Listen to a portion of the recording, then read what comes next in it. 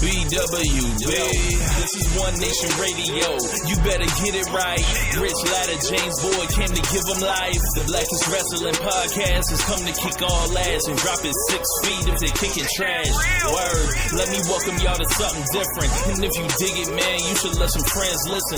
We be getting it in. That's on the regular, dude. Ravish and flow, but this shit rude. See, James don't rap, so I had to break it down. The whole network, man, we coming for the crown. Raps in the columns, I keep them both covered. Making the beats too, so the listeners can bump it. Hit us with the rating, yeah, I'm saying it's a 5. Before you hit it, talk, bob your head side to side. It's One Nation Radio, and this is the beginning. It's Rich, and I'm here with James. It's time to listen to One Nation. We got to unleash the power of the pyramid. This is Mike Sempervive from WrestlingObserver.com. Check me out on Wrestling Observer Live every day. And also check out your boys, Rich and James, on One Nation Radio. This is Kenny Omega. We're listening to One Nation Radio. Check it out, guys. These guys know what's up. Big Kenny Omega fans, that's all that counts to me. Goodbye and good night.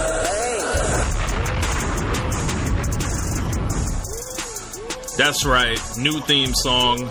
Welcome to the February 28th edition of One Nation Radio. James, what's going on, and what do you think of the new song? Like the new song, and also I guess we got a lot of stuff to do because we didn't do a One Nation Live like the first time, I think maybe ever since we started it. So it's time to hit the road or hit the ground running. Yeah, man. So this past weekend it was Elimination Chamber. The road to WrestleMania has become a little bit more clear as Roman Reigns won. LOL. We all knew that this was happening. James, do you have any words for folks that didn't think this was happening? Before I mean, if you're one of those people that like, and I think this kind of the reason why I actually got into the whole like rumors and reporting side of it was like after a certain amount of time, and you follow the TV and you're just left like after storyline to storyline saying what the fuck's going on. I don't understand. This made no sense. Why did I just got swerved? This makes no sense. What's going on? Like eventually, instead of feeling like you're getting duped and upset with the booking and the directions they give you, eventually you just cave in and start listening to or following the reporting is going on. So yeah, for me that's probably after WrestleMania 30, like going into 31s by the time I started like getting into that along with you, because you were dove in. You would tell me something, and I would tell you like, don't tell me what you read or whatever else. But after a certain amount of time, you just give in because you're just so tired of being played with. So if you're one of those people that just, I don't want to learn anything, then I don't want to see anything or find out about anything, then yeah, I can understand how you'd be led to believe that like Braun Strowman was going to be the guy. However, you had this big gigantic thing called No Mercy that told you that he wasn't going to be the fucking guy. Yep. When they beat the hell out of him or beat him with a one move at No Mercy against Lesnar. So yeah, I know people. It's also weird because a lot of the pro Roman folk, which I'm Roman neutral. A lot of the pro Roman folk thought Roman was going to win, which I found to be odd. But I don't know, man. Like either way, I think if you gave me a choice between seeing Lesnar and Roman or Lesnar and Strowman, I prefer Roman and Lesnar anyway. So I got the better match. Yeah. So what I thought was, obviously this match was happening the whole time, but WWE did a masterful job hiding Roman Reigns in plain sight for about, I don't know, like ever since SummerSlam, I'll say. So they did. This is the best use of him, I think, ever in his main event run. The criticism of how Roman Reigns has been handled is pretty much like they beat you over the head over and over and over and say this is the guy, and they didn't really do that this year. So by starting it a month later, I think they were able to set up WrestleMania in a much more positive form than it would have been had Roman Reigns won the Royal Rumble and then they just moved everything off, it pretty much, allowed them to do what they want later. They, the Elimination Chamber, it was crazy, though, because for all that good stuff I think they did with Roman Reigns, they ended up in the same spot.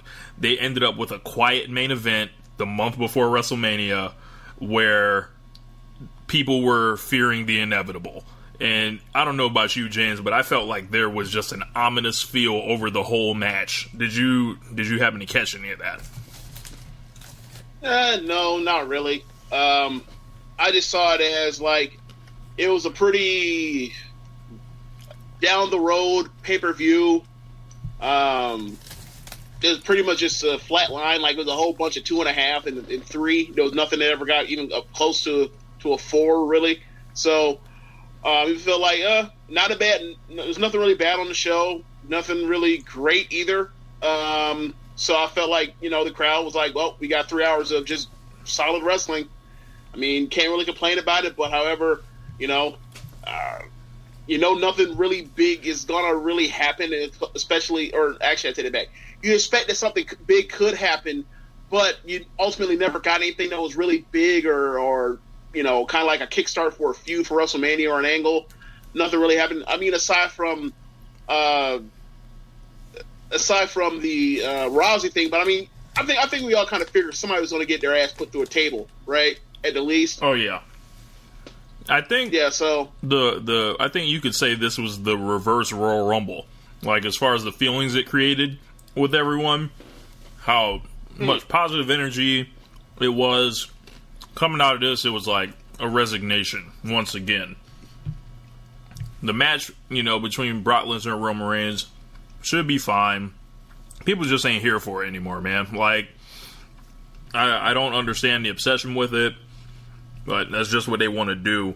The Elimination Chamber match. Now, Braun Strowman eliminated every other guy except Roman Reigns. So what they did was have him go over everyone just to lay down for Roman Reigns. Like, where do you begin with that, James? Well, it's frustrating because you look at what happened. If you look at what happened a year ago with Braun Strowman and Roman at Fastlane last year, and then you look at what happened with Nia Jax and Sasha Banks on the pre-show of Fastlane last year, and then you flash forward one whole year, just about, or 11 months, what have you, and it's like same old shit. It's like you have these people that you're building momentum for, and you're trying to push or whatever, and you want to keep them strong and protect them, and you want to keep them strong and protect them while also beating them, which also is like, what the fuck? Like, those are two separate things. Like, you can do both. Like, for example, I felt like the finish at TLC, or not TLC, but NXT with Ember Moon and Shayna was like a best of both worlds situation. Like, you can't just take the belt right off her because it's a little too early for Shayna, but you also don't want to like halt momentum, so you have to make it like a fluke type of victory. They didn't do that. They just flat out beat both of them. Or I'm sorry, they just flat out beat Strowman. And they tried to save face by having him eliminate everybody and also beat the hell out of Roman at the end. And it's like, okay, man, don't work like that. You set up a match between two dudes. Like, dude, man, you set up a match between two dudes you want to protect. Like, one dude's about to go to WrestleMania and fight Roman Reigns. Like, maybe don't beat his ass after he just beats the gigantic monster. Like, then you have him beat the gigantic monster to show that he can fight another monster. Don't have him get his ass beat immediately after this. So it's like, it's frustrating because it's like, pick a guy, go with it, or better yet, like, if you want to protect certain people, don't put them in a match with other people you also want to protect, because you're going to have to make somebody make look decisions bad to get them to the next step. You could do something else. You could always do something else. It's, in the words of Rance, it's fake. You can book some other shit. What up, Rance? With that, I thought, as far as the match goes, I thought John Cena was an absolute zero. Elias was a zero. He's clearly not ready for that. They didn't let him do damn near anything. It was I thought he got Strowman out of there pretty easy. Reigns did, and it was just like, with the match, I felt like there was far too much just one-on-one while everyone else laid down around. I thought last year's Elimination Chamber blew this one out of the water. But yeah, man, Roman wins, LOL. Like, we're here now. And if you thought otherwise, you started to sound like a flat earther. Because it was... The part that's got to be... Okay. The other part that's got to be especially frustrating for, like, people that, like, don't like Roman is, like... It'd be one thing if he was Cena and he was winning all the time, and the only way he lost is, like, he got screwed over in some, like, you know, gigantic way to where you can't even think of that as actual victory. Like, it's like you just, you know, it's like, oh yeah, CM Punk pinned him, but his leg was on the rope, and Triple H missed it. You know, that sort of stuff, right? Mm-hmm. In this case, because you know, they don't want people to absolutely hate him too, even though, like, the genie's out of the bottle on that one. They beat him, and they beat him all throughout the last, like, 12 months. I think he's now probably. No, I think he still has. I still think of the last 12 pay-per-views he's been in. I think he's probably like 5-7. It's like he's transcended winning and losing. It's just like, yo, we hate him. Don't try. Quit. Yeah, and like, that's the part that's got to be especially frustrating. Is like, okay, so you gonna push this dude, like, in every big moment he's going to win, and we know he's going to win at every big moment, like WrestleMania. Yep. Or he'll get into the WrestleMania main event or for a title, whatever else. And then, like, but on TV, you'll beat him from time to time, stupidly, and it don't really, like, it doesn't necessarily give the rub to everybody he beats. At times it has, but, like, well, you know, it comes and goes. Like, I'm not really blaming him, saying, like, oh, you know, you gave this person a win and it didn't get over 100% of the time. Like, nothing's guaranteed. Right. But it also be frustrating to be like, so you push this dude to the moon. You ain't, like, it hasn't impacted business in a positive way, but in fact, like, in some way that where, like, there's a guy that absolutely has to be the guy, and you beat other guys, and you let people, like, come up and like, get attention and get close, but, like, cut them all off. Don't get too close. Yep. Yeah, or you're moving to SmackDown, just to make sure that, you know, until there's next batch of guys that also get over it, and you have to move them to or you we'll see what happens with or you medically disqualify them under shady means. Wow, and I'm not even going there with you, but it's just really like, if you're not in that camp of, like, you know, if you're still one of those people that still, like, have resentment towards Roman Reigns or don't like Roman Reigns, and, like, that has to also drive you nuts. It's like, I think you said before, like, no one's ever had more wind aid to be the top guy in the company ever. Yes, wind aid assistance. You know. Yeah, and I mean, it's another one of them where it's like, yeah, this is it. They beat the wrong dude again. But whatever. Like, I don't think Braun Strowman. And of course, the thing. And of course, when it comes to, go ahead. Yeah, I was gonna say with Strowman.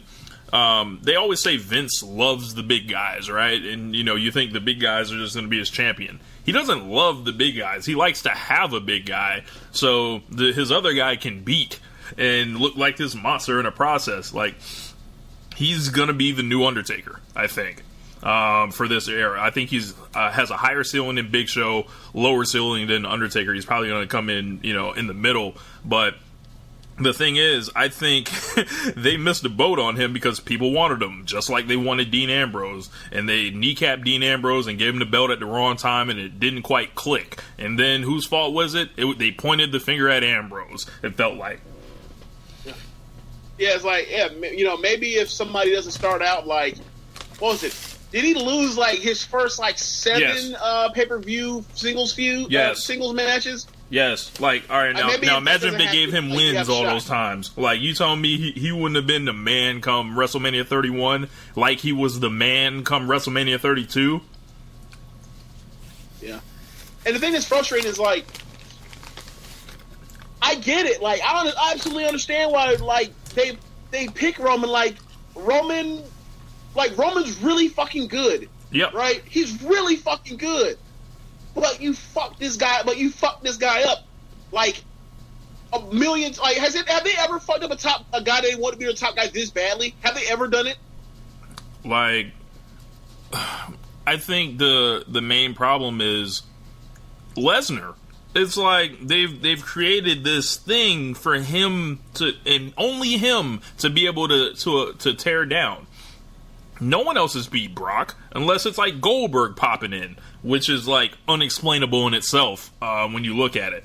The only people that have beaten Lesnar since he's been back has been John Cena in his first night back, because, of course, fucking idiots. Triple H. That Triple H beat him at WrestleMania 29. Undertaker beat him by dick kicking him and choking him out in a triangle at SummerSlam 2015, and then Goldberg. He's on reserve for Roman, and it's going to, the second Lesnar gets out of here. Hold on. In theory, technically, you can say Seth Rollins beat him, but he ain't beat him. He didn't pin him or whatever. Like, he pinned Roman. Yeah. I don't know, man. It's a weird game they're playing with Roman Reigns. I don't think we'll ever really find out what it can be with him until Lesnar's out the way. So hopefully Brock is up out of here pretty soon. But let's move on. We got plenty to cover this week. The Alexa wins, LOL. Also, now you want to talk about Windade with her? Yeah, we talked about this. We talked about this actually. The other day. Yep. Like, I don't know if it was Monday or whatever else, but I said to you, like, as much as we talk about Roman and like getting like just people just, you know, turning a blind eye to so much goddamn injustice out here. Like, Alexa is probably like been given more for less than even Roman has, because at least Roman is like is one of the better performers in the company. Like, what does Alexa do? Like, she don't give you quality matches, even for like, if you want to put a quote unquote cap on what you think the women can do. Even though, like, I suggest you, like, you know, watch the NXT women during every single time at Takeover. Like, they don't have a problem keeping up with the guys. Yeah. But even if you grade that on the curve of what the women have done since 2015, when the 3 to 4 horsemen got up there, like, she's below par for that. Like, she's one of the better, or she probably is the best right now. She's the best female promo. I think she's a good actress. Like more than rather a good promo. I think she's a good actress. I mean, I think there's part of it too. I think it all comes in together. When I wasn't just talking about just the talking ability, like, gotcha. But she absolutely has a role and deserves to be on the main roster given what she's done on the mic. But the bell eventually has to ring, and it just ain't there. And they've given her plenty of opportunity. They put her in the ring with multiple people that can all work. Like, she's out here ducking out drop kicks from Asuka. She can't have a good match with Bayley. She can't have a good match with Mickie James. She can't have a good match with Sasha Banks.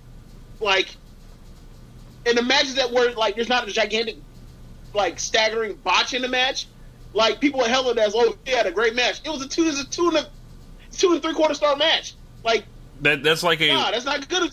And I was talking about, like, with Dave, I was saying, you know how we say it was a professional wrestling match. Like, it's a professional wrestling match. It's like, it's not a train wreck, but it's also not really good either. It's just like, oh, it's there. It exists. Like, for me, when I see Sasha Banks literally outperforming her month after month after month, and, you know, being in the position to carry everything except the championship, it's kind of puzzling to me.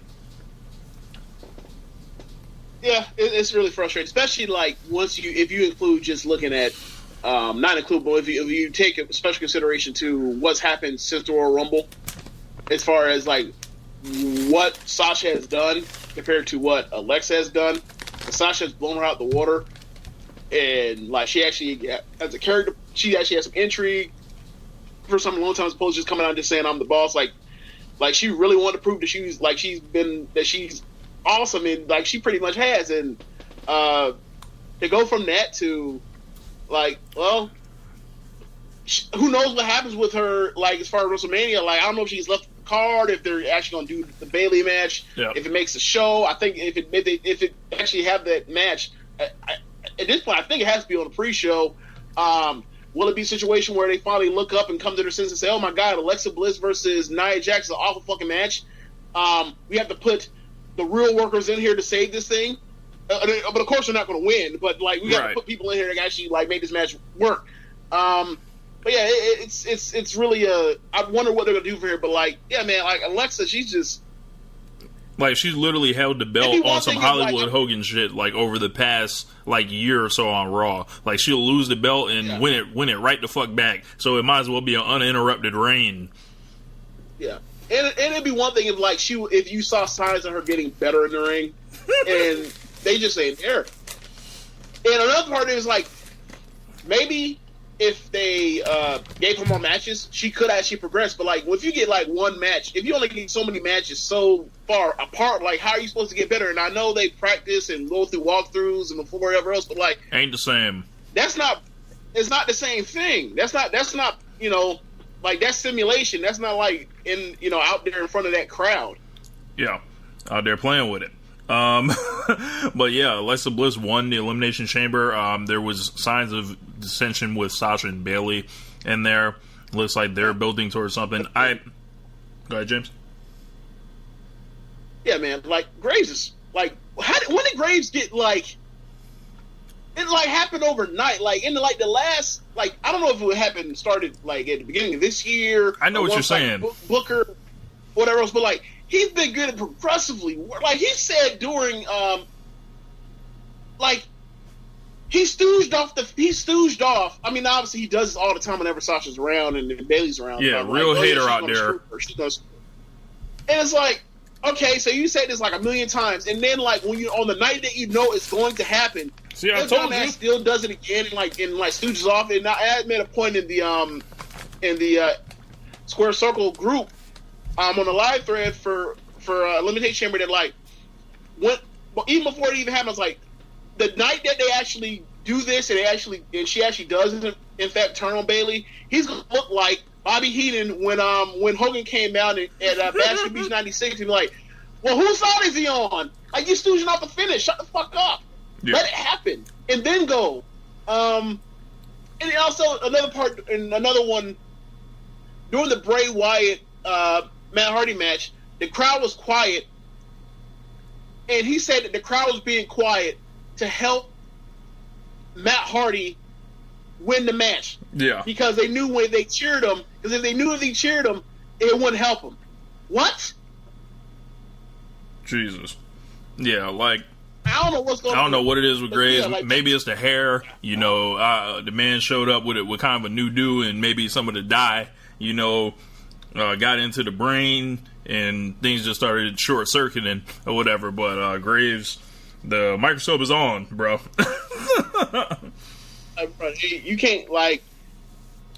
I don't know. Like I mean, you saw Black Panther. You know how Suri had those EMP beads that basically you put them on the cars and then you can control them. Mm-hmm. Like some tell me that like some tells me that on Graves' jewelry, like JBL is controlling that man now. Damn. Because he's getting worse and worse every single week, and it's like the same stuff of being like a corporate shield, not having no backbone, like being a heel to the good guys, and then except for the good guys that you like, it's really real bad weird. Right now. It's real weird. Ronda Rousey was at the Elimination Chamber, signed her WWE contract, did the angle with Stephanie and Triple H and drunk Kurt Angle. Yeah, I watched it when I came home. Ronda looked really bad at first. I didn't know if it was a work that she was doing all that or whatever, but those chants definitely saved her. When they really got to it, it was pretty cool to see, but they kind of undermined it the next night. When Kurt comes out here and says, "Oh, I was lying," then why the fuck would you say that? Like, I don't, Oh, wait, you didn't know what they were doing though? You didn't see what the whole story was? What do you mean? The story is Angle stooged off what they were saying backstage 2 rounds before she signed up, so he knew what she was up against. Then the next day, he alludes to her that, like, I got to keep this job. Therefore, I am a good guy who needs this job. I am lying to you. I am lying to you. Like, he's alluding that he's lying to her, telling her, like, I just made this up. Nah, he's making up the lie. He told the truth on Sunday. Monday, he lied for his job. See, I didn't take it that way. I thought he was lying about what he said. Nah. Because it's like, all right, so I think about the end of it. Like, Triple H just stole off, that's not even a word, steals off on him. Like, why? Like, clearly he was... Because he's Triple H. Triple H is still mad about getting... I don't know, belly to belly. Well, he called it a belly to belly or a spine bust through the table. That man's getting... Yeah, he called it belly to belly through the table. Yeah, he was heated about that, but he can't put hands on Rousey because Rousey whoop his ass. Yeah. So, I still off on old drunk Uncle Kurt. Look, so still off on the Olympic gold medalist, like... Yeah. The shooter. Probably like, looking at that man, that man can't even stand straight up. That man's knees are permanently bent. I still off on him in a heartbeat. Yeah, Triple H thinks he can take that man now. So, yeah. So, what did you think about the first and then the second night? Because I thought the second night was like way better until the end. Same here.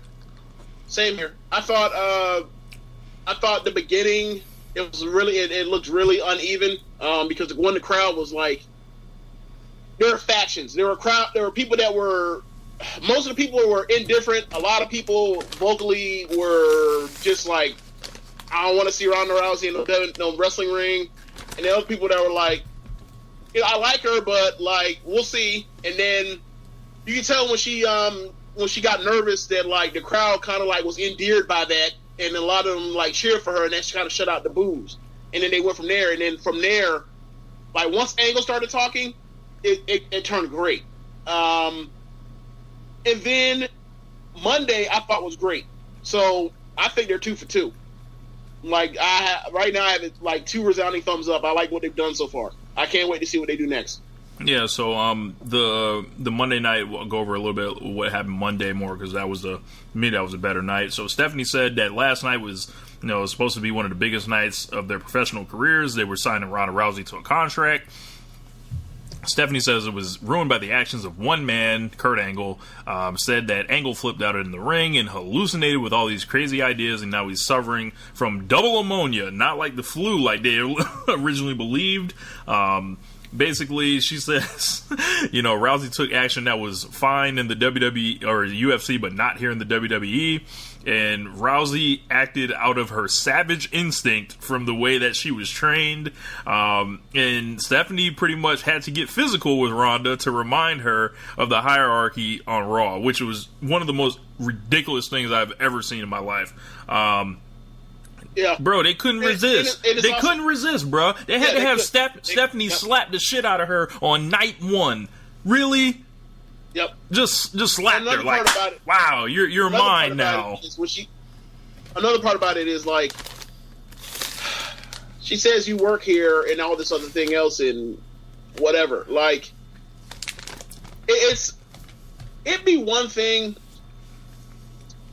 It'd be one thing if they dropped it or whatever, but they went along with it and said like Rousey came out ready to kick somebody's ass, coming straight out of the entrance tunnel on Monday, ready to kick some ass. And I thought, okay, this is interesting. And then they did that whole spill about myself, like, you fucking idiots, you guys can't even help yourself.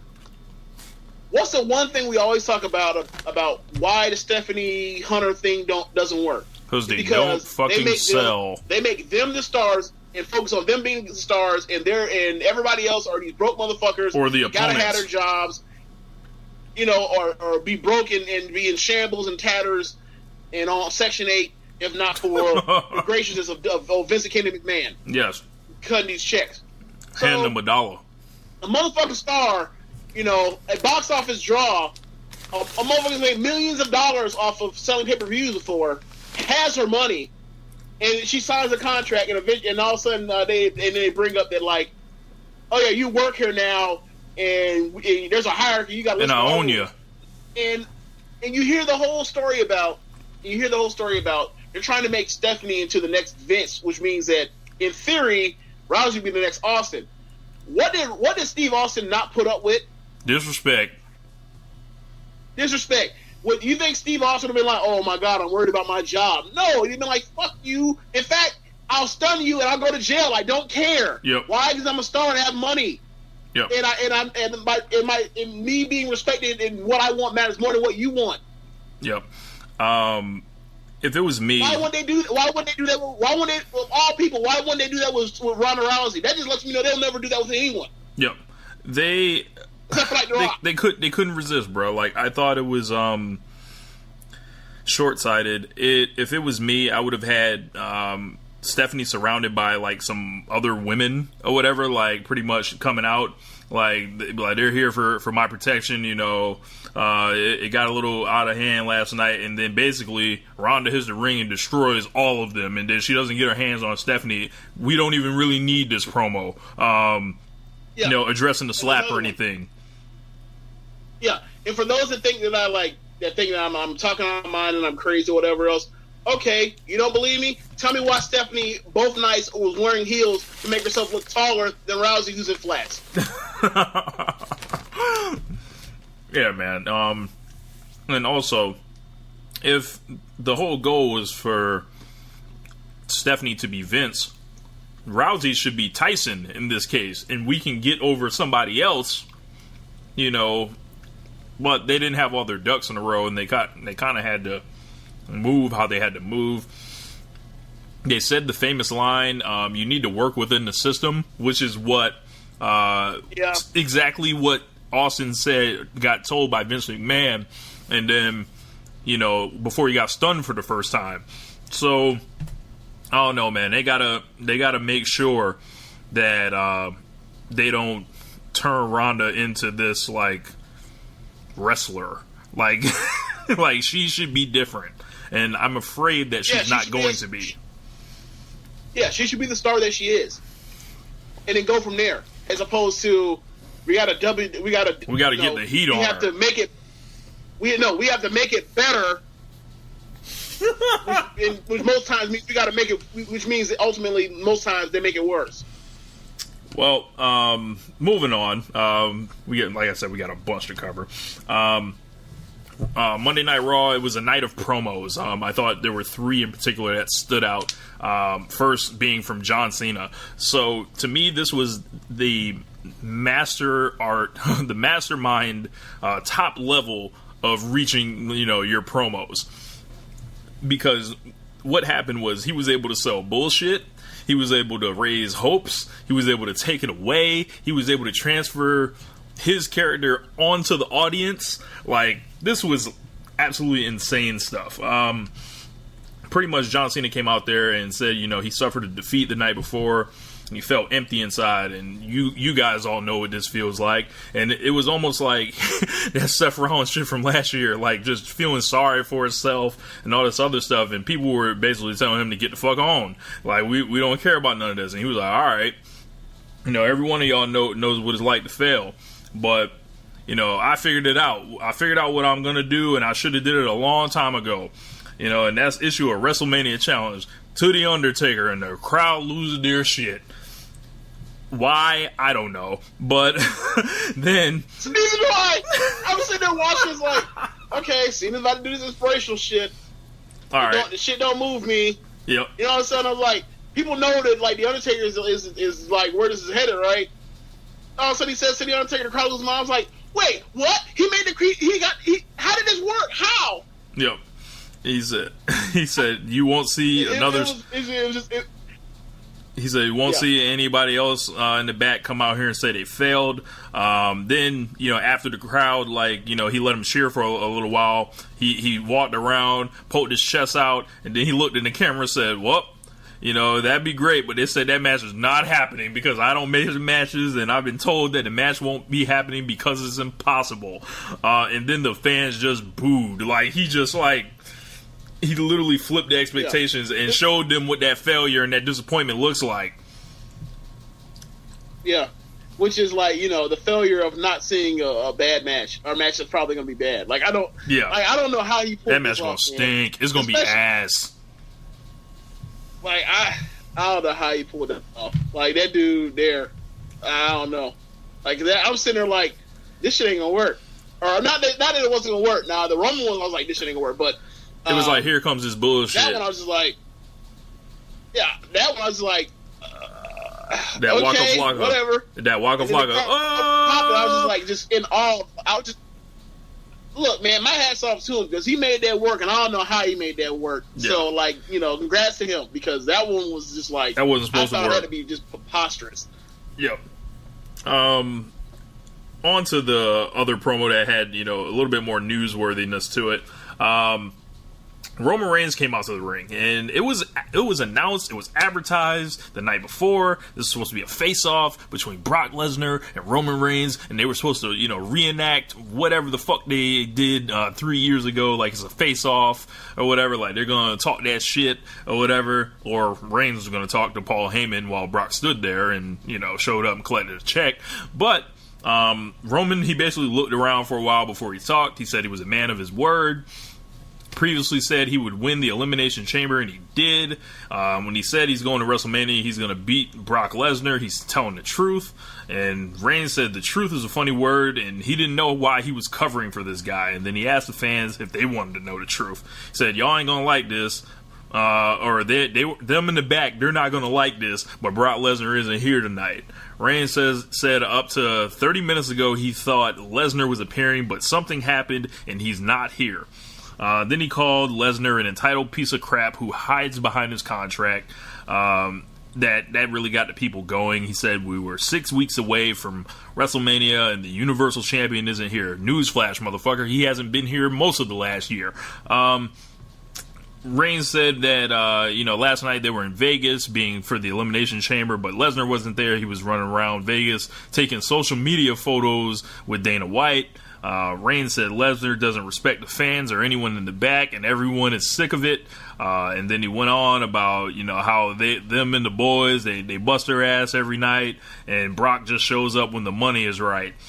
Who the fuck does that make sound like a star? Then Reigns said Lesnar and Heyman were say they're good businessmen. Reigns said he was born into this business, and there's a fine line between business and respect, and he'll say it right now. He doesn't respect Lesnar, and he damn sure doesn't fear that bitch. And then the crowd went crazy. He said he said enough. Now he's going to go to the back and take his ass chewing like a man because unlike some people, he respects this place. Bruh, what in the fuck was some of this shit? I thought some of it was really good. I thought some of it was really stupid. I don't want to hear about how you I don't want to hear about how you respect this place. Like, come on, man. Yeah. Especially when, people that own this thing in storyline, tried to ruin your career, fuck with you multiple times. Vince tried to fuck you. Triple H tried to fuck you. Stephanie tried to fuck you. What are you talking about? You respect this place. Fuck this place. You just work here. You should have been I respect the fans and whatever. You should never say anything about the business. Whatever. Whatever. He delivered a very good promo. I think that this was his second best promo ever. I think the Cena see you on Sunday movie star when he basically copied it. I think that was better because it all of it made sense. So why was this good? Was this good, James? Because it was a work shoot, and clearly they orchestrated all of it. And it's based on what, James? And it's based off shit they did. The truth is based on the truth. So this is their new strategy to get Roman Reigns cheered. It worked for one night.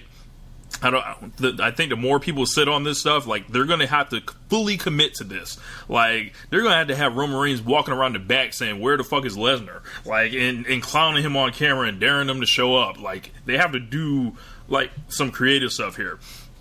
But the fact that they just will not give up, they're literally exposing a situation that they created. Brock Lesnar's not there because of them. Like, not because of Brock Lesnar. Yeah. Like, another thing about it is, like, a part that also, like, made me was like, I don't really care. And, like, you say that he left and he actually left and cool, but, like, he did the same thing at going to WrestleMania in 2015. Right. Where, like, he was supposed to be scheduled for an episode of Raw and he walked out too. Like, obviously, I'm not supposed to remember that because I'm not supposed to remember even 2 weeks before what happened 2 weeks ago, but I remember that. So, like, you ain't fooling me. And I mean, obviously, you know, us, they're not necessarily trying to fool us as much as they're trying to fool others, but like the other people that are trying to fool with the work shoot shit. But the same people that are trying to fool with the work shoot shit is also the same people that are also going to find out, just like I do, like what actually happened. Yeah. I mean, at the least, or at the very best. So, look, I think it's a win for them, regardless of for this feud, because one, it gives it. They actually, this week was like the week where they actually started doing stuff headed towards WrestleMania. They are, you know, besides just like doing like the pony show, which is like we're going to put on these 2 pay-per-views that go on before, but like nothing's really going to happen except we're going to figure out like unless you know officially who's going to WrestleMania to fight in the championship matches. But like on Monday when he does that, it's like at least people are talking about it in an interesting way. Like you can't say necessarily like, you know, it's a million 100,000 times better than them doing the tug of war, right? Oh yeah, yeah. I try to so like, erase that so from my like mind. we got Roman delivering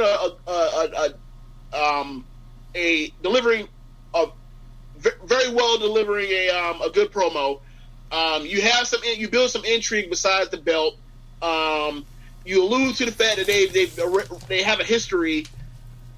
Like I feel like it's thumbs up. It's just like ultimately what all's going to happen is like he's going to get to WrestleMania. He's going to get booed out of the building. He's going to show up to Raw after that. He's going to get booed out of the building there. Yep. And then we're going to go back and he's going to go the next week later on the 8 days after WrestleMania, and he's going to be lukewarm with a belt. Man. Like nothing's going to change. Yeah. Moving along. But they did good work, so congrats. Yeah. The Miz, we got 2 matches from The Miz on Monday night. We also got a promo. I loved it. Miz went through, and he talked about his road to WrestleMania 34, but he couldn't believe it would, pass through a suburb like Anaheim, just tearing Anaheim apart. Fine town, not really too much besides Disneyland out there. Just a lot of, like, as he said, homes. Miz said, Kurt Angle takes advantage of his wrestlers, and he bragged about becoming the greatest Intercontinental Champion of all time in just over 60 days. I believe he's just talking about like how long he's held the belt. He said, not Shawn Michaels. He's talking about like the cumulative day reigns. Yep. That's what he's talking. He said, not Shawn Michaels, not Bret Hart, not Pedro Morales, not Edge, not Chris Jericho, not Roman Reigns, but The Miz. And, the Miz, he went up. Huh? Yeah, they had to say Roman Reigns. He had to say Roman Reigns. Yep. Basically, he said, he should have been going to WrestleMania to main event against Brock Lesnar, but Angle forced him to start in the chamber, and he's tired of being taken for granted, and he's sick of the disrespect. Why? Because disrespect is not to be had out here, James. Like, he didn't care what happened to the other people in the chamber because he knows that his dream would live on at WrestleMania because he has the Intercontinental title, and he was desperate to know who his WrestleMania opponent was. And then Angle said tonight's opponent might determine who The Miz faces at WrestleMania. And, that led to a match with Rollins and The Miz. Damn, Seth Rollins. It's amazing how fast they just drop you into secondary stuff. After that awesome showing in the Gauntlet match, he did all that to be fighting for a mid-card belt. Yeah, and I mean, look, whatever. Like, at least he got cheered like he was a top star. As a babyface for the first time since maybe ever. So, something's working with him. Would I like him to do something bigger than the Intercontinental title match? Sure. But given where we are with all the part timers and the brand split and guys not allowed to like wrestle each other on different brands, this is where we are. This is their own doing.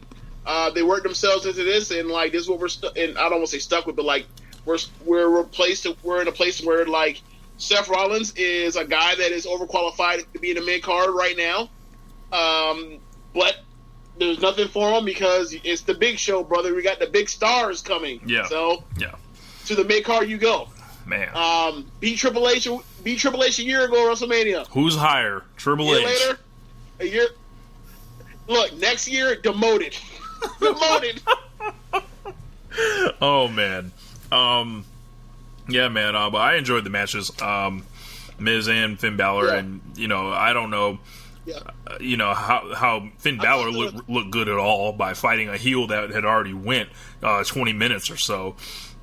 But I was going to get to that. Like the beatdown they gave him before the match wasn't good enough. Mm-hmm. They should have put him. They should have threw him into the barricade outside on the floor or something like that. They just gang stomped him out after Miz just went I don't know, however long, 18 minutes with or however long with Rollins. Like I don't think that was enough. And then go from there and have a competitive match and still lose. It's like, and also another thing is and man, I like Miz, but I don't want to see Miz wrestle twice in one night. That's not really what he's here for. He's here for his one match. But yeah, they were both solid matches for TV. It went towards the story.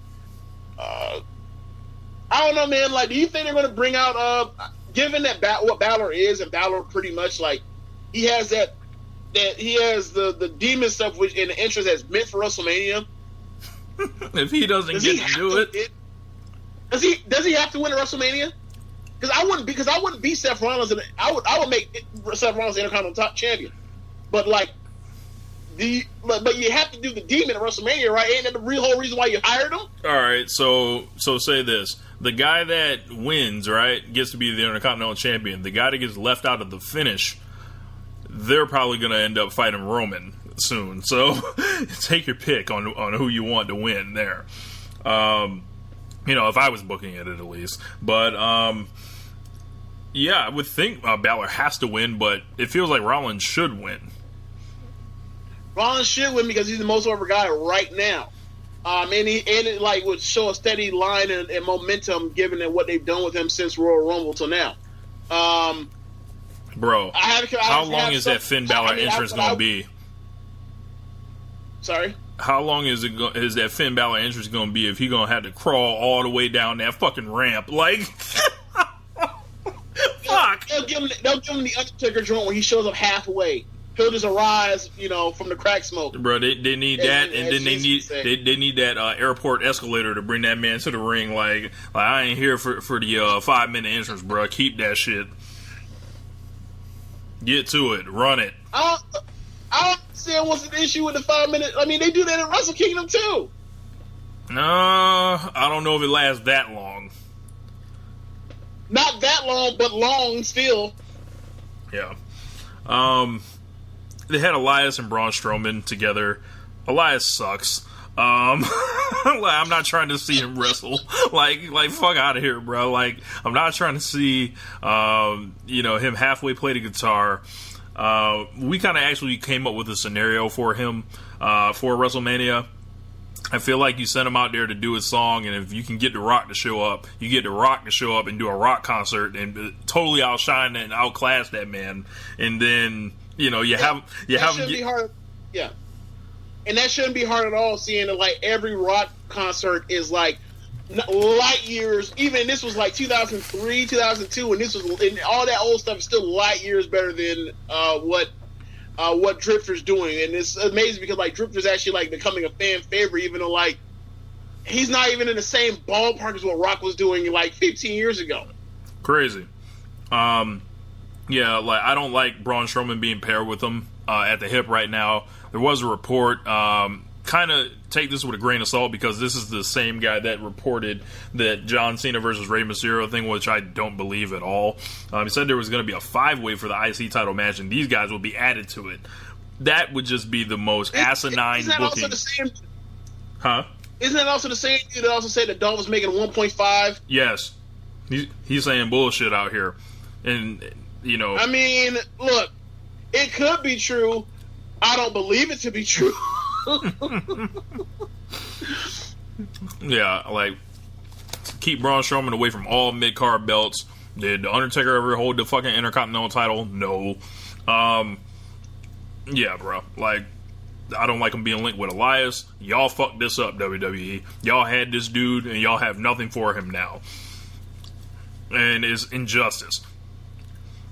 Samoa Joe got hurt. Look, Samoa Joe got hurt. That probably would have been, to me, you run that. And you say, hey, y'all, who's the king of the jungle out here? Run it. You know, and then... I don't know. Versus Strowman? Yeah, but I don't even know if you can do that because they're going to make it a King of the Jungle match. Huh? Joe versus Strowman would have been awesome. Yeah. Like Samoa Joe be like, I'm not afraid of you. I'm a monster myself. Whatever, run it. I don't know. Yeah, Joe versus anybody at WrestleMania would have been awesome. Like Joe versus Cena would have been awesome. Joe versus AJ would have been awesome. Joe versus Undertaker, I would have been interested in seeing that. Joe versus Lesnar, I damn sure be into even after what they did to him at Great Balls of Fire. I want to see that again. Like, yeah, man. Like you give Joe the ball, he can stay healthy. Like I still think that's the guy. Like if they give him another opportunity, but given his age and like the time, that's like his second time getting hurt or maybe third time. They might just, leave him in the mid card or whatever else and let him do his thing. But like, if they ever want to strap the ride to him, like he can put on some great TV because what he did over the summer was amazing.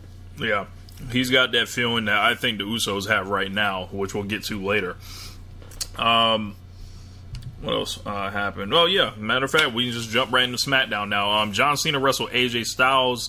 At the end of Cena's promo, he said he's going to Smackdown to find his road to WrestleMania. John Cena versus AJ Styles got booked. They had a great match on TV. Hold on. Before we get to Smackdown, we actually got to go over to Raw Women. Oh, that 6-woman tag that made no fucking sense. Yeah, they had Mickie James just rolling with the bad guys now, jumping on folks, apparently. I don't know why. They had... Okay, so they had half of the story told and then finished the other half of it to where it would make sense, but like, going into the Elimination Chamber, Alexa was helping out Mickie when she was dealing with Absolution because she was getting jumped on 201 and stuff. She made a couple saves. She made either 1 or 2 saves for her. Right. And that she acknowledged it. And like the week after that, like Mickie was like, "Why didn't you help me out understand?" And she's like, we've had miscommunication in our track, but like, I still look up to you as a legend and all this other stuff. And then they got to Elimination Chamber, and it looked like it was gonna come down like I'm gonna be like a 6-man tornado tag with Sasha and Bayley on one side, Mickie and Alexa on one side, and Absolution together. But Mickie got eliminated before Alexa even came out, so there was even no like situation where like right. Alexa could actually prove that she was really about her, or she was manipulating Mickie, which we all know she's manipulating Mickie, but that's the role they have her in. So like. They get into the match or whatever else. So now, like Mickie, without ever actually like turning bad, is bad now because she's just hanging out with the bad influence that is Alexa Bliss. Look, bringing down the property value. Yeah. Oh wow. So my thing was, what do you think of Bayley standing up for herself by jumping off the apron? It was amazing. Taking the tag from Sasha. Oh, it's amazing. Like. Bayley out here normally getting embarrassed, getting made to look like a geek. Out here looking like she's headed for the Sting Memorial Hall of Fame of dumb baby faces. I don't know, bro. Right. Like you have no idea how bad I was when like Asuka's getting beat on by those 3 out, and then all of a sudden you see Sasha run out, and then like just right behind her is Bayley. I was like, motherfucker! Yes. Y'all kiss the maid up. Yep. Ain't gonna be no, there's not gonna be no resolution over this or nothing in public for us to see. You just, cool with it. It was every woman for herself. It's okay. No, she kicked you off a fucking pod. Yes. So I was glad to see that. And what do you think actually is the plan for them? I feel like they're going to main event the pre-show. At this rate, like those two. Hopefully they get 25 minutes, how Neville and Austin Aries did, or something. But I think if that happens, they have a good chance at being the best women's match on the card or off the card. I might add. It depends on how you feel about Charlotte and Asuka. It's kind of a toss-up to me. I'll go with the one I've seen before. Yeah, I don't know, man. I'm conflicted. I think that if you gave me my choice of seeing all the women's matches, it ain't even close. Alexa versus Nia, you can put that shit on the pre-show for all I care. I don't give a fuck. That should be on the pre-show. But given where we are with that, I don't know if that's the way you want to do it, especially because one, I don't know if it's summer or what the situation is, but visually, Ronda Rousey's gonna have to be the Raw Women's Champion. So you don't want to just put that belt as afterthought. That's kind of Rousey showing up is why the Royal Rumble main event and the Women's Royal Rumble main event and Royal Rumble. It's the reason why they're actually pretending to give a fuck on Raw with the women, because they know they have to build up opponents for Rousey to eventually go through. And that's also the reason why they're moving Asuka over to SmackDown, to keep her away from Ronda until it's time to do, their undefeated streak versus, Rousey. So I don't know, I think they're really gonna have to put all four of them together. I think eventually that's gonna have to tie in, and they're basically gonna do the same exact match they did last year, except take out Charlotte, add Alexa. Bro, that's the worst addition for subtraction possible. Bro, that's yeah, we gonna take. Bro, to go from perhaps the best female. That's a VORP. The best female wrestler in the company's history to go to a mediocre Joker. Yeah, absolutely. Bro, that is a downgrade. Bro, absolutely. That's we gonna go from Kobe Bryant to. It's we gonna go from Kobe Bryant to John Starks. Oh my god. Oh my god. But yeah, man.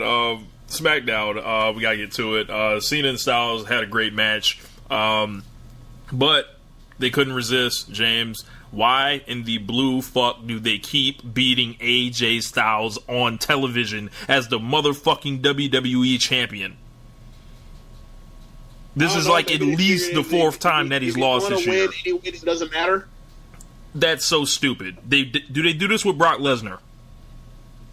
Of course not. Then why the fuck would they do this with AJ Styles?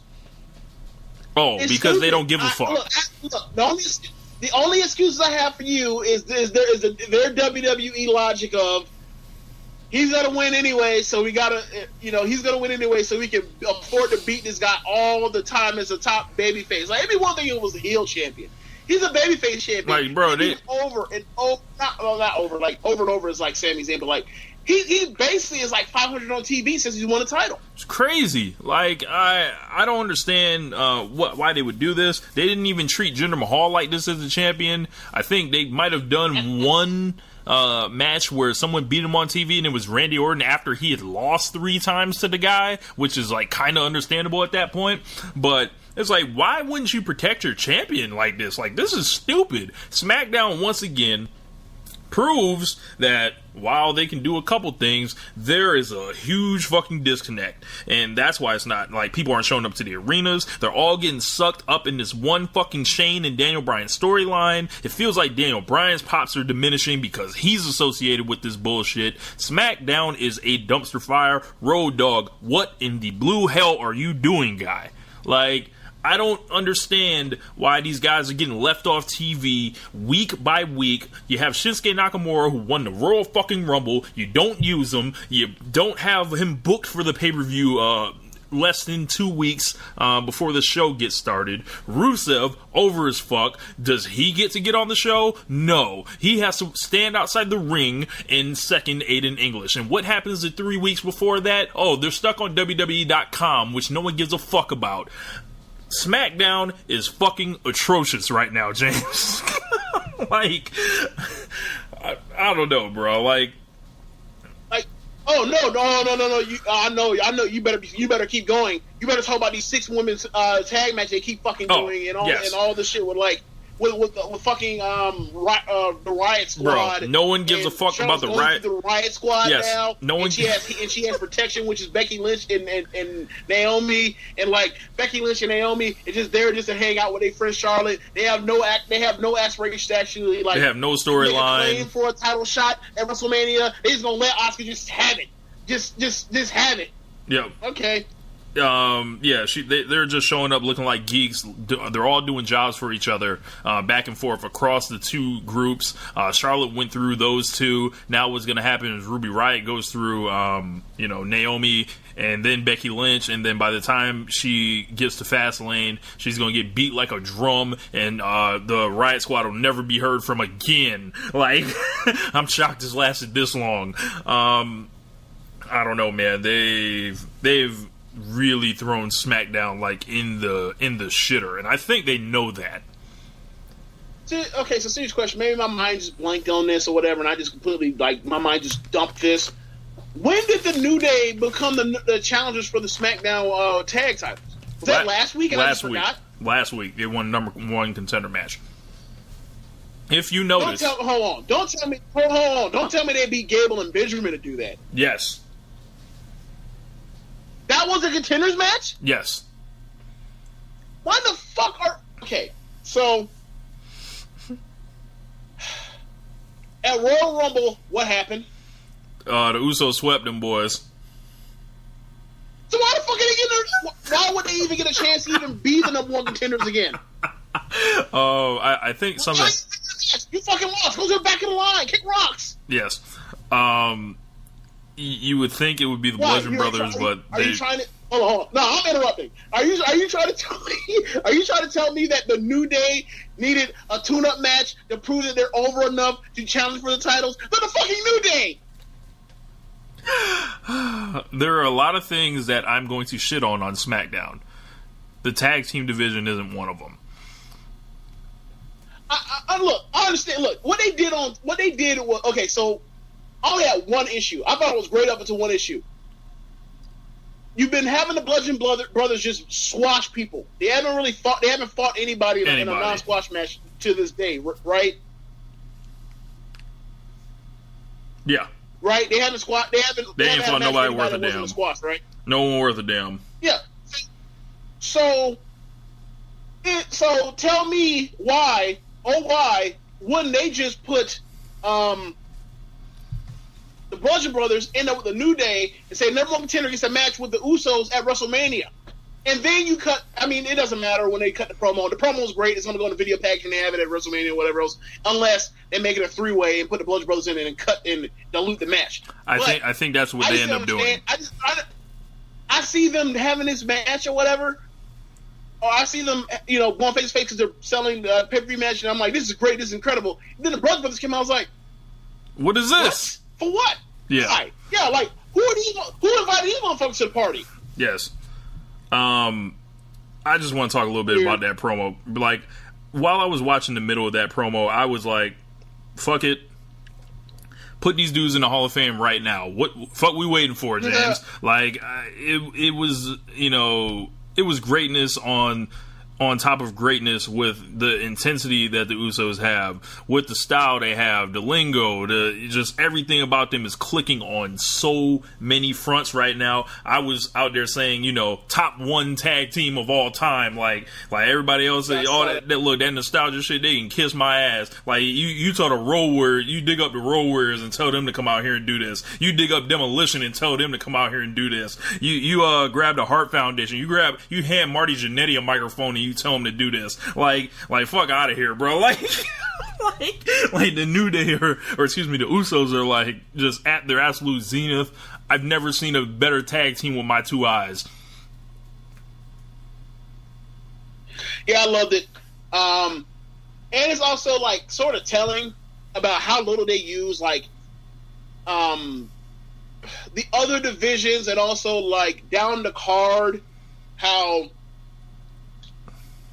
we always talk about, Chad talks about this, and I mean, pretty much everybody feels this way, is you have TV to build towards your pay-per-view, where you have your best moments and your stuff that you want people to pay for, and that's supposed to be the good stuff, and that's supposed to be the payoff, and then you from there, once you conclude those stories or whatever else, or you tell a story that is to be continued, you go back to TV and you tell it more of it, and you want people to actually to be interested. The New Day and the Usos have gotten their feud into legendary status over basically a 4-month feud in 2 episodes of Smackdown, and it only involved like 3 promos. Right. All three of them were not out the park. One of them is one of the greatest promos, or was the best promo of the year last year, probably. And this one was fantastic.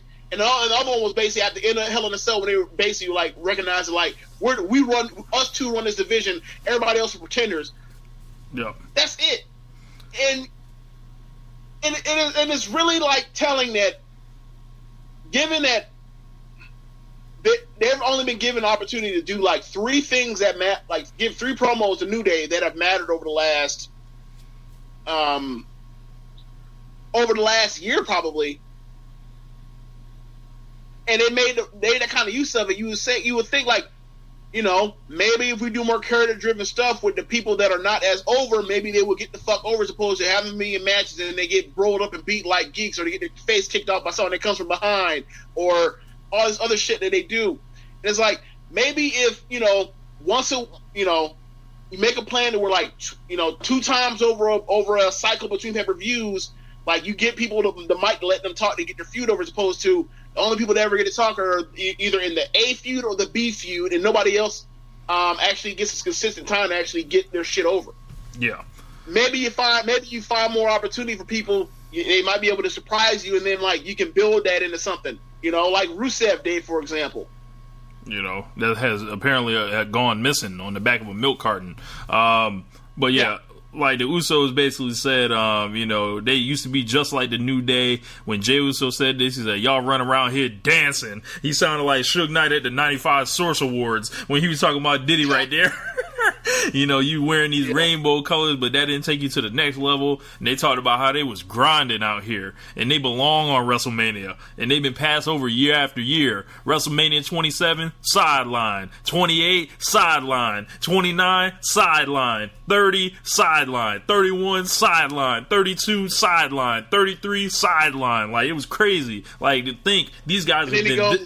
This year is our time. This year, our time. This year, our time. That was great, bro. Like, goosebumps. And then Biggie fired up. It was like, oh my god! Like, I want these guys to feud each other like at least twice a year for the rest of time. But I don't care. Like they need to be out there, put them boys in the Hall of Fame together, like the same year. Send them out there and be like we looking at 2 of the best teams ever. Usos maybe the best team ever. Like, I don't.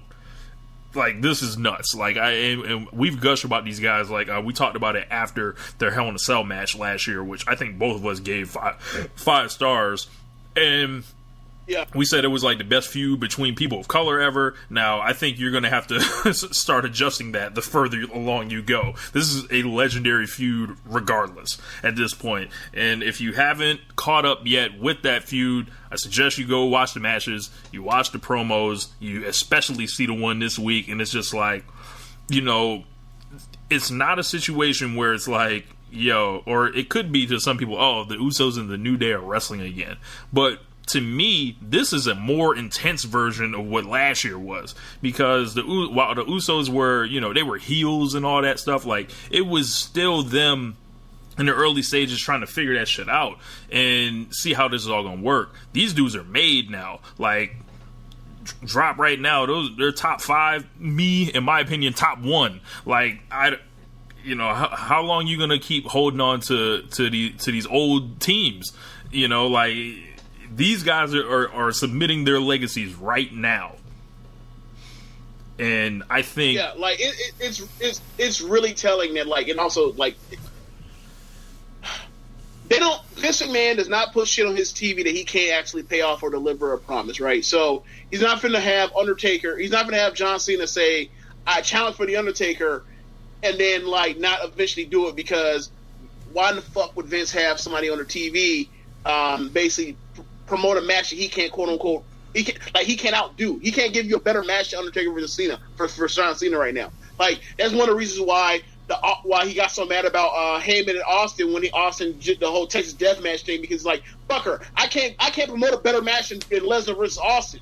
Like, you know? Uh-huh. So, like, when you have the Usos come out and say, like, we want that WrestleMania spot. Like, we want to show out, and, like, we've been left off the card and everything else. And also same for Miz on Monday, saying, like, you would think that Kurt Angle would tell me what the fuck he's going to do with his Intercontinental Champion. It's like, clearly these dudes are going to be on the main card. It is a matter of, like, who else are they dancing with? Who are the dancing partners? And, like, you look at the Usos and New Day, and, like, if they do something else like this again, like, it will definitely be something absolutely deserving of a WrestleMania spot, over the 4 hour, 5 hour, 6 hour, God knows how long the main card is going to be. But you throw that in, and you also throw in the fact that, like, you know, there's a potential for given what's going to happen at Fastlane, there's a potential for a Kevin Owens and a Sami Zayn to eventually hop in here and make this a 3-way type thing, or maybe even a TLC a TLC New Age version. Like, it's definitely there for that to absolutely be a WrestleMania match. And, like, even if, you know, they decide to do Sami Zayn and Kevin Owens, which I don't really see, sorry, Caleb, like, this match, if they keep going with this and then they keep giving them time, and if they fuck around and knock out the park at Fastlane, which it's almost guaranteed they will, right, we're going to be back at it talking about, like, all right, so what you going to do, WWE? You going to take a match that you know is going to be great, it's going to be a 4-star caliber match, and just decide, like, we don't want that on the main card? Yeah. It's like I double dog dare you to disrespect the Usos one more time. Yeah. Do it again. Like, yeah. So shouts out to those dudes. What else do we have on there? Shinsuke Nakamura showed up this week on Smackdown. I was blown away, James. The Royal Rumble winner got to wrestle on television. What the fuck happened? It's a shame that he had to sell for a geek, though. Yes, he wrestled Aiden English, and some reason he had to sell. What do you think this is, James? I don't know. Bad booking? Well, I think it was a thing where, like, they want to get Rusev on TV. However, I think it's weird to imagine, because, like, it don't seem like they have plans for Rusev, even though Rusev's over and it's like his, you know, Rusev Day shirts is selling.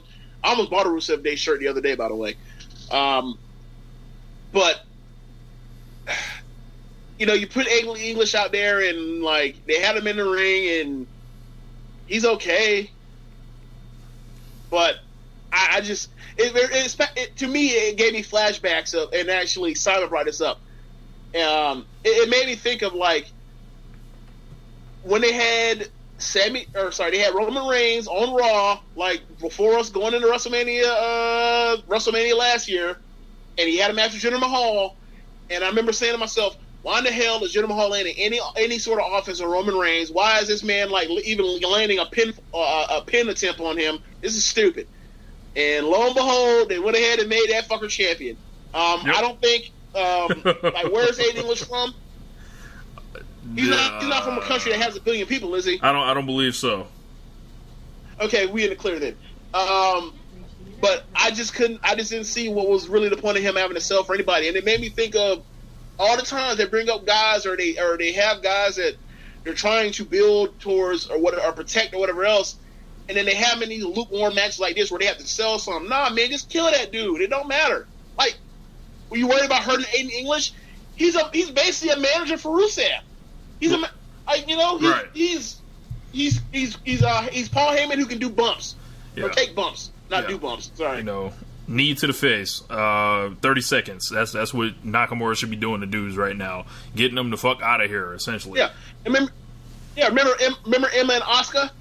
Yeah, but they keep making this mistake. I'm kind of wondering who the fuck Nakamura is going to wrestle now. It seemed to be that it was going to be John Cena and Shinsuke Nakamura at Fastlane. And that would have made perfect sense to give Nakamura a signature win. I took it, with the Aiden English match, maybe instead we're getting Nakamura and Rusev at the pay-per-view, and they're going to try to redirect some of that Rusev Day stuff towards Nakamura. The only thing is, Nakamura doesn't really need that, and all you're doing is hurting Rusev in the process. If it was me, you're going to put like Jinder Mahal there, or you're going to put John Cena there to take the knee from Nakamura at Fastlane, because no one's going to cheer for Jinder and no one's going to cheer for John Cena against Nakamura with the title shot in the line. But if it's just like, hey, you're going in there and you're fighting Rusev, it's like, well, there's always going to be Rusev Day chance. Nakamura's like really over. This is just a match that can do nothing but hurt almost either guy, because you don't want Nakamura at this rate in there with a dude that is known, he has the hijack wave right now. Yeah, and look, they like, I don't know what else is on their roster for what would be considered mid card. Ain't no mid card SmackDown, but like, right. And another part is like, people that you would have has been like, well, why do you take this person out of the main event and put them in there with Nakamura? And it's like, motherfucker, you can't do that. Like, we seen him with Baron Corbin on pay-per-view. That was a disaster. We seen him with Dolph Ziggler. It was a disaster. They literally have no other options but to put him, but to either put him on the sideline or have him fight John Cena. And it looks like they're gonna put him on ice and then like come out after AJ wins and then like go face to face. Yeah, and if they do that, it's like, y'all wasted a month when y'all could have gave this dude a signature win that doesn't have one aside from the Royal Rumble. Because I don't know if people really realize how like much of a wrestling god they're dealing with Nakamura. And if you haven't watched NXT or New Japan, you still don't know how incredible he is. You still don't know, or how incredible he was, either one. But you don't know. You still don't. You're just like, oh, he's a guy that like people like chant to his entrance. Yeah. You want to talk about Randy Orton? No. Bruh, Randy Orton looks like he has aged 5 years in 1 year. They've phased him all the way down at this point. This is your guy, James, historically. I'm going to just hand it to you. What do you think Randy Orton is doing at WrestleMania? Who fucking knows? Like, last night after Smackdown, like I gave y'all a projective card of like what the way it is looking for what's going to shape up to be the WrestleMania card right now, where it stands on based off TV, based off of what's been reported and what is like most likely to be like really trusted. And I think it was 11 matches, and at the bottom of it, like I didn't send this to you, but like in my notes that I wrote down like the names of people that like seem like obvious that would have to be on the WrestleMania card, but I don't know what they're going to do with them. And Randy Orton was on that. Shane McMahon was on that. The Bar was on that. I'm not even saying like even like people that definitely need to be on the card, but I mean like even on the pre-show. And those three stuck out to me, and I can understand like the bar got left off for whatever reason because they're fighting Revival. Yeah, I mean, it would be a good match, but like they're not over on the main roster. Shane, you almost be like foolish to think Shane was going to have a match, but he stuck doing this whole thing. Randy Orton is in the U.S. title thing. Like, in theory, seeing that are two big names together, like you can see them like trying to piece together that match, but like that boat's like sailed by now because Randy Orton's been able to get away from that whole fog of all those guys with Shane and Daniel Bryan and the Canadians, and now like he's in the mid card and it's like Bobby Roode versus Randy Orton. Like, is it just to like make him a Grand Slam winner? Would that really be like? Would you really want to see that? Like, would anybody actually want to see Randy Orton fight Bobby Roode like on WrestleMania?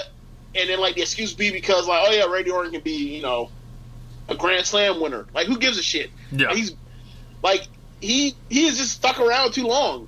He just has. Like, it's weird because like you come to that realization like even after. I didn't even come to this realization like a year ago to like this is a bad feud he was in. I didn't think about this like when he got beat by Jinder 3 times in a row. Like, yeah. I just thought like this is weird, this is a real fucked up thing. But like now it's apparent to me like he stuck around so long. He should have retired. And they're treating him like either retire or we're not going to treat you like you're Randy Orton no more. And now we're at a point in the career where like he just collecting checks. Yeah, cashing out. As they say, and hey, if you're making what Randy Orton's making, get that money. If Vince McMahon wants to hand that money out to you for you to show up and give whatever effort level you want to give to grow your hair out and look like you aged in 5 years, fuck it, do it. But if we're talking about the critical legacy enhancing Randy Orton, I feel like Randy Orton crossed that bridge and after WrestleMania 31, where he did the follow up to the Seth Rollins title or WrestleMania match for the championship and put Rollins over. I felt like Randy Orton crossed that bridge from main eventer to like legend status, and he needs to be like away from the belts. Like, and then what happened? They gave him another title 2 whole years later. After the injuries and the whole Lesnar thing. It is kind of weird to see where Orton is now and where he's headed, because Orton has been so good for so long against, despite what some people on the internet may say about him. Ric Flair still thinks he's the best wrestler in wrestling, which counts for something. But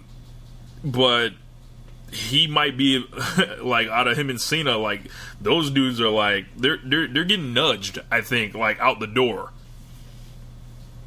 It's funny when they were still doing Talking Smack, and they had AJ Styles on Talking Smack with Daniel Bryan and Renee. Daniel Bryan said in front of AJ Styles' face, said like that Randy Orton is the best technical wrestler he's ever been in the ring with. And then AJ actually said, "Wow, that's like you've been in the ring with me before." Mm-hmm.